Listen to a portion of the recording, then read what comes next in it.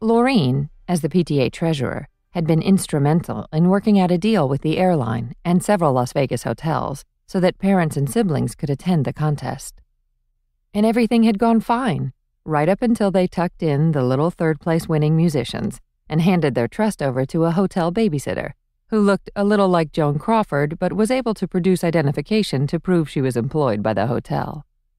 So, confident that their kids would be fine, Loreen and her fellow PTA officers, Abbey Walsh, vice president of the PTA, and wife of the local Methodist minister, and Tiffany Dreyer, president of the PTA, went down to the casino and spent a little time playing the nickel slots and sipping free margaritas from the hotel bar. For Loreen, life began to veer off course with the idea of taking a break after an hour of slot machines and free drinks to get up and move around so she didn't get slot machine elbow or whatever you'd call a repetitive motion injury from playing the one-armed bandit for too long. Besides, she'd allocated $25 to gambling, and according to the slip the high-tech machine had just spit out at her, she had only $10 left. When that money was gone, she'd decided, the evening was over for her. "Are you sure you don't want to come look around with me?" she asked Tiffany, Loreen's friend since both their kids had eaten a container of paste in Mrs. Kelpie's first-grade classroom and thrown it up in the cafeteria line half an hour later. "No way." Tiffany kept her baby blues fastened on the machine in front of her. "I've invested almost 2 hours in this machine. It's going to hit the jackpot. I can just feel it." "This is how gambling addiction starts, you know." Tiffany nodded and lifted her drink to the one Loreen was taking with her to the bar. "I think alcoholism starts this way, too." "Touché."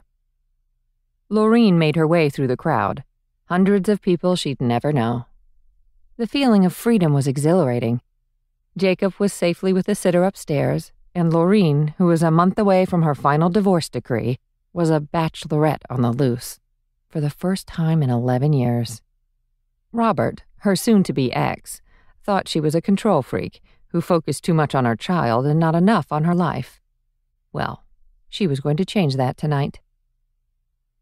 The lobby of the Gilded Palace was crowded with people, marble columns, and large potted palm trees. There was music playing through some distant speakers, adding just enough vague ambiance to make it feel like this was someone else's life, and she was free to do whatever she pleased with it. That's when the trouble started. When Rod, that turned out to be his name, or at least the name he gave, first sat down and started talking to her, her first thought was that it must be on a dare from one of his drunk friends, who were undoubtedly hiding behind one of the gold Corinthian columns or enormous potted palms somewhere. But if he had drunk friends with him, they were hiding for a really long time. And besides, Loreen wasn't unattractive enough to make a dare like that funny to a bunch of assholes. She looked like a mom. Not a MILF, just a mom. Her dark hair had lost some of the luster of youth and was cut in a sort of hopelessly plain brown variation of Prince Valiant. No matter where she went to get it styled, and no matter what pictures she took with her, she always seemed to leave with the same schlumpy mom look. And the stylist's advice that, "You have a different face. I can't make you look like TV actress X, movie star Y, fill in the blank. But this is the same basic haircut." In other words, "You're never going to be that hot, honey. Give it up."